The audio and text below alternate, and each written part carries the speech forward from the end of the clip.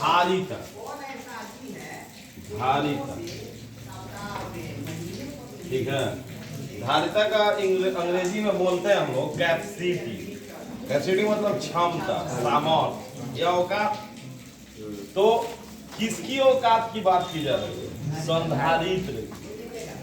संधारित्र एक उपकरण होता है जो आवेशों को संचय करता है, इकट्ठा करके रखता है, समझा लीजिए। तो हम लोग का जैसे बैंक है तो बैंक में पैसा को संचय करके रखा जाता है ना। अब जाके बड़ौदा बैंक में कहिए कि गेहूं के बोरा का हमको संचय कर दीजिए तो खदेड़ देगा, एसी वाला रूम में बोरा रखवाएगा। तो यहाँ पे धारिता का मतलब है कि किसी संधारित्र में आवेश संचय करने के सामर्थ्य को या क्षमता को कहा जाता है कौन चीज? धारिता।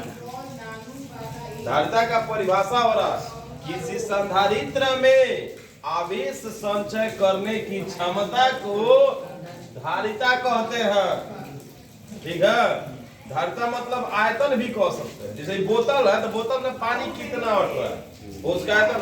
आपके पास मोबाइल है तो मोबाइल का जो सेल है वो आवेश को संचय रखता है। आपके मोबाइल पे लिखा रहता है 4000 mAh, मतलब माइक्रो हेनरी, ठीक है। इतना हेनरी का आवेश इस पर है, ठीक। तो आवेश को संचय करने वाला उपकरण का हुआ सेल, उपकरण। लेकिन जितना क्षमता में वो 4000 mAh की क्षमता में वो एकत्र किया आवेश को, तो वह उसकी क्या कहलाएगी? धारिता। सुना?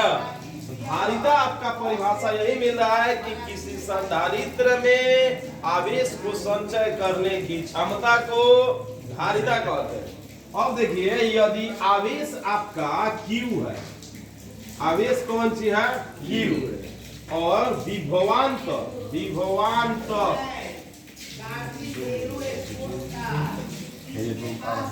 विभवांतर आपका V है, ठीक है। तो कहते हैं कि Q समानुपाती V। जेव जेव आवेश संचय होगा त्यों त्यों विभवांतर बढ़ेगा। आवेश कम होता जाएगा, विभवांतर बढ़ता जाएगा।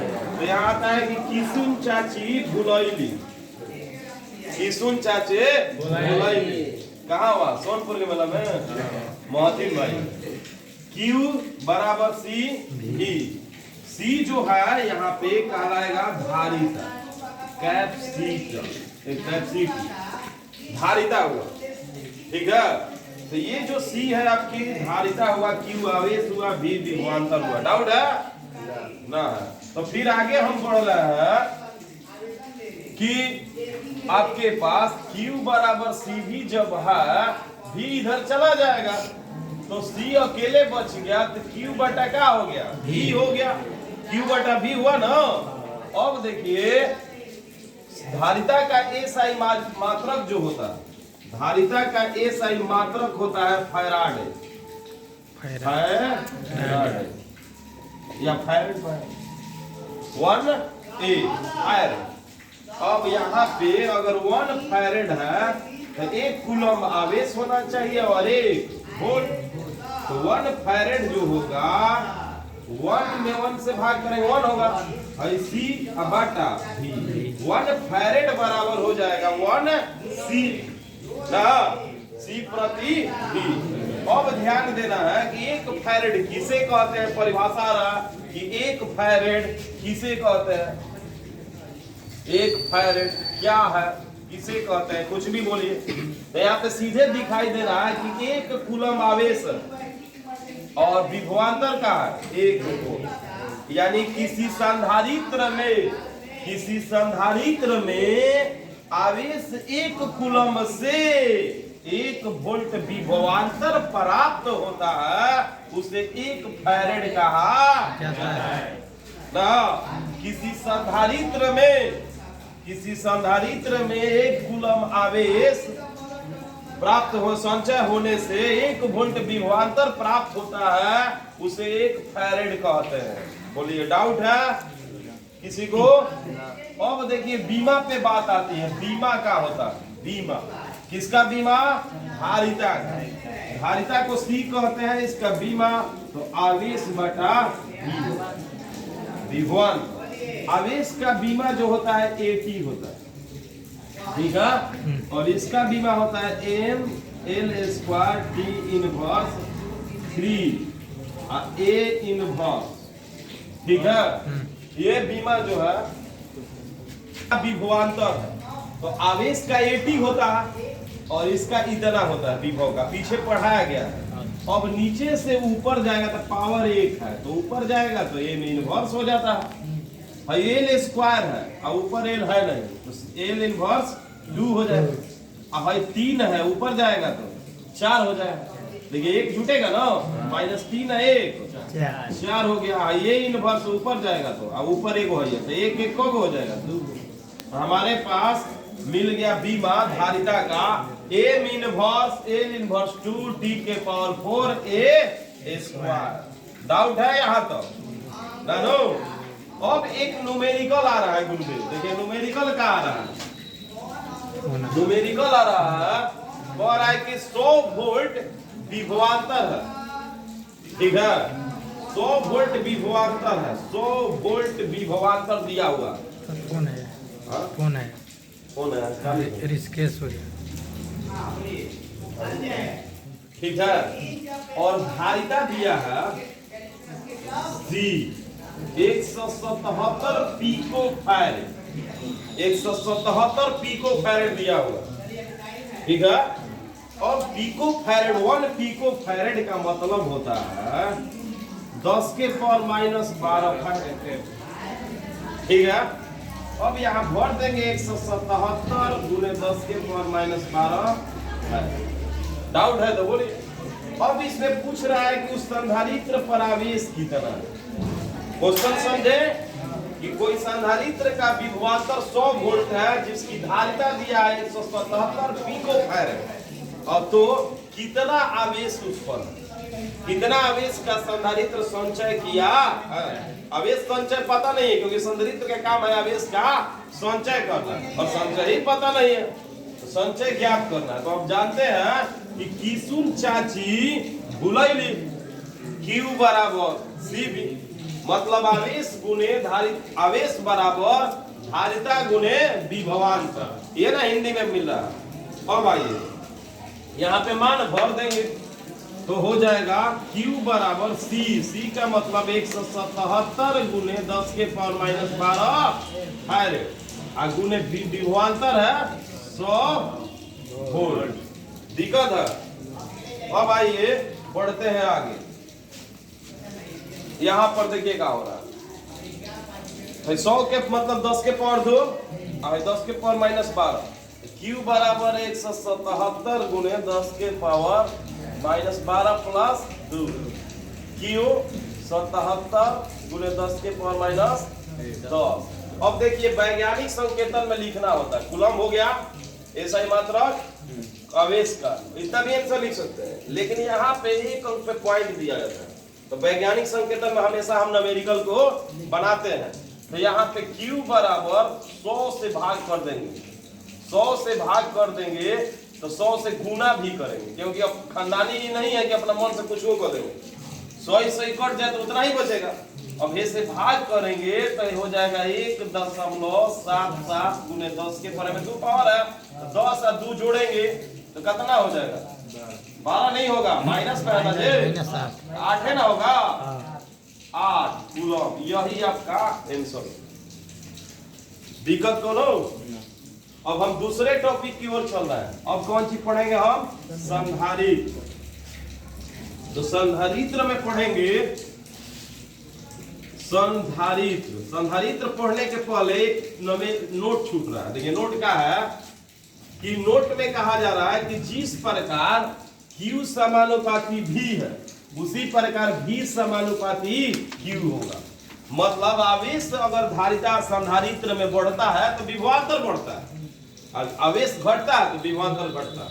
यहाँ बोला जा रहा है कि विभवांतर अगर बढ़ता है तो आवेश भी बढ़ेगा, विभवांतर घटेगा आवेश घटेगा, माने एक दूसरे के समानुपाती। Q V पे डिपेंड है, V Q पे डिपेंड है, निर्भर। दिक्कत दोनों इससे अगर हम ग्राफ बनाते हैं तो ग्राफ जो बनता है इस तरह का बनता है, संरेखित बनता है। इधर भी दे दिया जाए, इधर क्यू, तो जितना क्यू बढ़ेगा उतना भी बढ़ेगा, तो इसलिए हमें सरल रेखा प्राप्त होता जाएगा।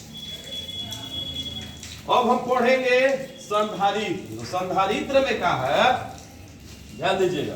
संधारित्र का मतलब होता है कि एक ऐसा उपकरण है, एक ऐसा उपकरण जो आवेशों को संचय करता है, एक ऐसा उपकरण जो आवेशों को संचित करता है, उसे हम संधारित्र कहते हैं। एक ऐसा उपकरण जो आवेशों को संचय करे उसे हम संधारित्र कहते हैं। ठीक है, अब बात आती है कि संधारित्र को कैसे किया जाता है। तो दो समानांतर प्लेट लिया जाता है और उसे इतना पास लाया जाता है, इतना करीब लाया जाता है कि सटे नहीं, लेकिन एकदम न्यूनतम दूरी पर। दो समानांतर प्लेटों के काफी न्यूनतम पृथक्करण दूरी किया जाता है और खाली जगह में परावैद्युत पदार्थ भरा जाता है। परावैद्युतांक पदार्थ जैसे माइका होता है, पेपर होता है, सिरेमिक होता है, बुझा रहा, अपघट्ट इलेक्ट्रोड होता है, इसमें के बीच भर दिया जाता है। ठीक, पानी भी होता है। तो तरह तरह के जो परावैद्युतांक पदार्थ है, इन समानांतर प्लेटों के बीच भर के जो पृथक्करण दूरी होता है, जितना न्यूनतम दूरी होगा उतने अधिक ऊर्जा को, आवेश को संचय करेगा, अपने अंदर रखेगा। हम लोग जानते हैं कि घर में जितने बड़ा ड्राम रहेगा ना, उतने उसमें गेहूं चावल रटेगा। वैसा ही समानांतर प्लेट जितने पास रहेगा, सटना नहीं चाहिए, लेकिन जितना नजदीक रहेगा उतना अधिक आवेश का संचय करेगा। और अच्छा परावैद्युतांक होना चाहिए और अच्छा प्लेट होना चाहिए। ठीक है, कैथोड एनोड, बैटरी उठी होता है, जोड़ते हैं ना, ये आईसी उसी बनता है इसे। तो संधारित्र का है, तो इसका नाम देखिए, नामकरण कैसे किया जाता है, प्रकार। तो इसके आकार के अनुसार भी नाम बोला जाता है। कुछ समानांतर प्लेट से बनता है तो कहलाएगा समानांतर प्लेट वाला। कौन चीज? संधारित्र ना, समानांतर प्लेट। तो समानांतर प्लेट वाला संधारित्र। फिर कहा जाएगा गोलाकार संधारित्र। गोलाकार संधारित्र माने आकार के अनुसार नाम बोला जाता है, समझ गए? प्लेट। और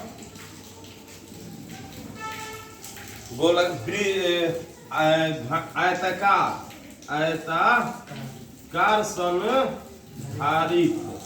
ठीक है, ये मिलता है आकार के अनुसार कि इस आकार का है। अब जैसे घर पे आप लोग मखनी बनाते हैं तो उसमें आलू डाल के बनाते हैं, आलू का पराठा। कोई मुरई डाल के बनाता है, मुरई का पराठा होता है। गोभी से बनाता है, गोभी का पराठा होता है, पता है ना। सत्तू डाल के सत्तू का पराठा है। तो उसमें जो डाले हैं उसके अनुसार नाम हो जाता है, पराठा का नाम पीछे चला जाता है। आलू डाले तो कहे आलू का पराठा, आलू ना कहेगा जी, जिसका नाम है उसी के अनुसार। और ऐसा ही संधारित्र में कुछ पदार्थ डाल के बनाया जाता है। एक बनता है अपघट्ट इलेक्ट्रोड बोलता है, अपघट्ट इलेक्ट्रोड से, तो उसका नाम होगा अपघट्ट इलेक्ट्रोड वाला संधारित्र। एक पेपर डाल के बनता है, पेपर वाला संधारित्र। एक डाल के बनता है माइका। माइका कहने का मतलब कि गाली नहीं दिया जा रहा है, बहुत लोग देहात में गाली देते हैं। माइका, माइका नहीं है क्या? ये माइका मतलब अवरक होता है, अवरक डाल के बोलता है। सिरेमिक पदार्थ जो है, ये भी एक पदार्थ है, इस दो समानांतर प्लेटों के बीच डाल के बनता है। तो कोई कहेगा कि सिरेमिक वाला संधारित्र है, कोई कहेगा अवरक वाला संधारित्र है, कोई कहेगा पेपर वाला संधारित्र है, कोई कहेगा अपघट्ट इलेक्ट्रोड वाला संधारित्र है। तो पदार्थ डालने के अनुसार नामकरण हो सकता है या उसके आकार के अनुसार नामकरण हो सकता है। समझ में?